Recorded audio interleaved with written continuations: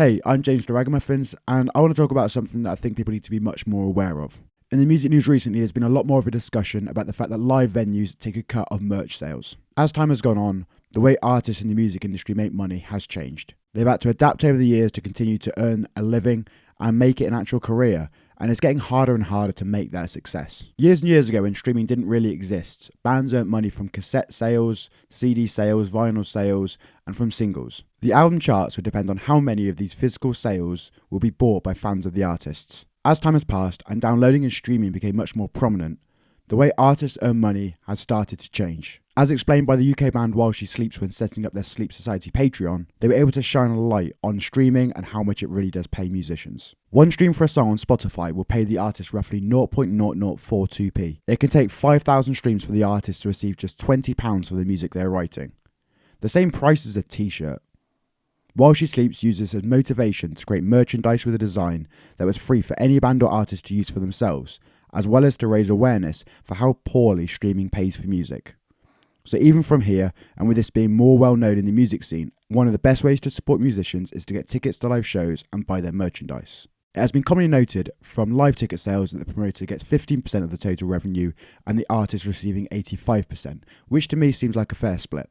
You can't have one without the other in order to make live shows happen. However, when it comes down to selling merchandise at the shows though, some people are not aware that the cut the venues take in this and how much it actually means the bands take home themselves at the end of the day. The Features Artists Coalition, or the FAC, are a non-profit organisation who, in their own words, represent the rights and interests of music artists.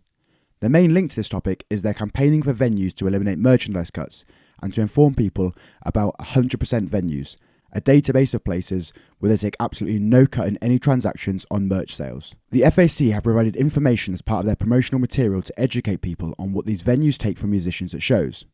For something they have nothing to do with, when a CD is sold at a live event for the sale of £20, the venue will take £5 from the sale, while the artist will only take £4 profit, with tax and the cost of the production of the CD taking up the remainder of the £11.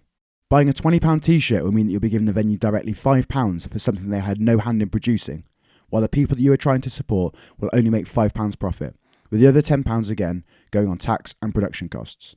This 25% merchandise cut the venues take is only the average, with some reports even going as high as 45%, with the venues taking home more than the artist does.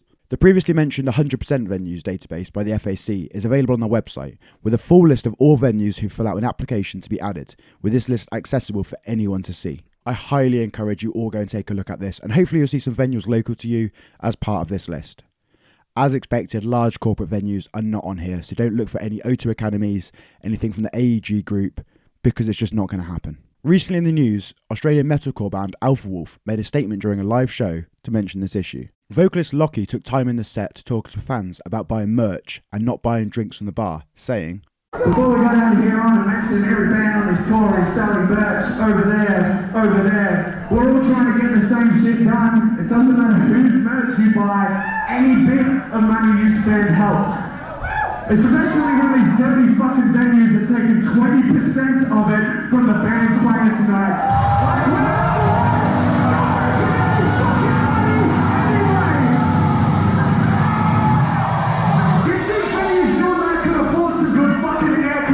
But apparently not.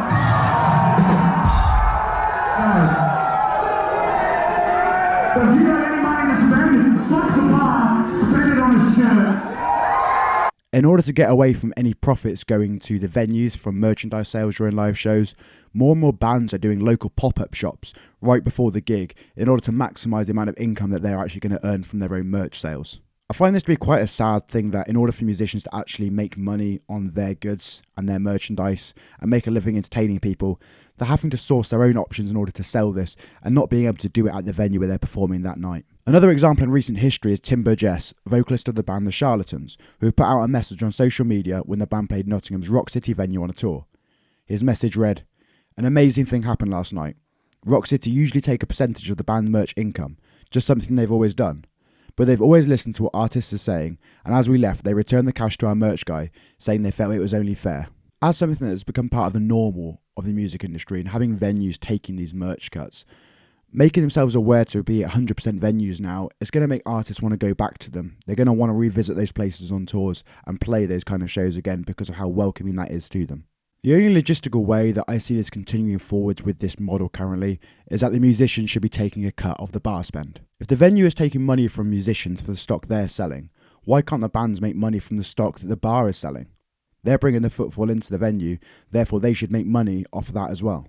Although this isn't a problem that is going to completely disappear anytime soon, the fact that there's more awareness now on these kind of problems is a very positive step forward in the right direction. There should be more pressure on venues not to take these profits from the artists and to make sure that these artists are receiving the right amount of income from their own merchandise sales. If you have any opinions on this, I'd love to hear from you, so please write it down in the comments below and let us know your thoughts. Let's make more people aware of this issue, let's get the word out about these 100% venues, and hopefully one day we can get a step closer to having bands taking all of the merch sales for themselves at a venue. If you like this, please check out more stuff on our channel. We've got a monthly podcast, we've got gig vlogs, tier lists, all kind of extra content surrounding the world of alternative and heavy music. But until then, show bands your support, go out and see live music, and have fun in the pits.